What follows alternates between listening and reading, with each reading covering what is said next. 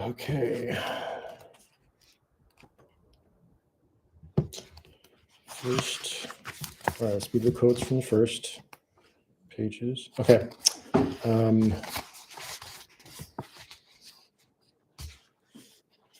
There's some, this book is dedicated to Jody Nowak. Thank you for being my friend, love always. If the persistence of white supremacy in 21st century America surprises you, this book will give you a startling different understanding of why. You will discover the vital force behind white supremacy is in our blood, literally, and in our nervous systems. However light or dark our skins, we Americans must all contend with these elemental forces. If you're not surprised that widespread white supremacy continues to injure America, but have no idea or little hope for overcoming it, keep reading. This book offers a profoundly different view of what we can do, individually and together, to grow beyond our entrenched racialized divide. This process has little to do with ideology, politics, or public policy, and everything to do with neuroscience in the body. If you see white supremacy as a belief system or ideology, in this book you will discover only a fraction of it exists in our cognitive brains. For the most part, white supremacy lives in our bodies. In fact, white supremacy would be better termed white body supremacy, because every white-skinned body, no matter who inhabits it, and no matter what they think, believe, do, or say, automatically benefits from it. And here in parentheses it says, beginning with chapter 1, white body supremacy is a term I'll use, in parentheses. If you're convinced that any white supremacy begins with social and political action, do not read this book unless you are willing to be challenged. We need to begin with the healing of trauma in dark-skinned bodies, light-skinned bodies, and neighborhoods and communities. Our neighborhoods and communities, the law enforcement profession. Social and political actions are essential, but they need to be part of a larger strategy of healing, justice, and creating room for growth in traumatized flesh and blood bodies. If you believe America's racial tension lie not in white supremacy, but in dark-skinned people and the power they wield, do not read further. The pages ahead will trigger your trauma reflexes and make your life more painful than it already is. Kind of a warning. I don't know if you can see that. Do not cross this line. Yeah. Here we go. All right, first quote. But all our phrasing, race relations, racial chasm, racial justice, racial profiling, white privilege, even white supremacy serves to obscure this racism as a visceral experience, that it dislodges brains, blocks airways, rips muscles, extracts organs, cracks bones, breaks teeth. You must always remember that the sociology, the history, the economics, the graphs, the charts, the regressions all land with great violence upon the body. That was by Ta-Nehisi Coates in the book, I believe, Beyond the World and Me. Let's look how to say that. Ta-Nehisi Coates. At least that's how to.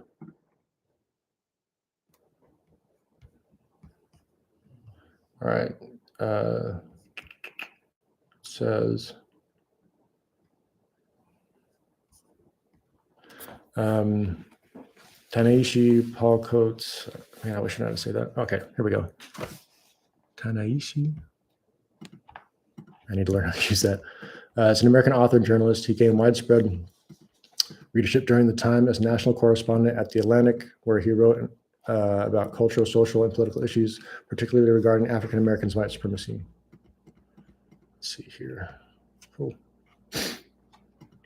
All right, next. The reality is that we are bodies born of other bodies, bodies feeling other bodies, bodies having sex with other bodies, bodies seeking a shoulder to learn or cry on. Bodies matter, which is why anything related to them arouses emotions. Friends to wall on our inner ape. All right, it's kind of a prologue. As you experience this book, you'll learn to pay attention to your body. If you have a white body, there will be times when it will reflexively constrict in order to protect you from some of the truths you'll encounter. This constriction will be followed by a thought such as, I'm not like that, I'm a good person, or white body supremacy has nothing to do with me, or this isn't about me because I don't belong to a racist organization. When this occurs, just notice that what you're experiencing without doing anything about it. Okay, that's not right. When this occurs, just notice what you're experiencing without doing anything about it. Don't try to undo the constriction. Don't try to hold on to it either. Just watch your body closely and notice what sensations, impulses, and emotions arise. Don't take, cold coffee. Don't take the reflexive thoughts seriously either.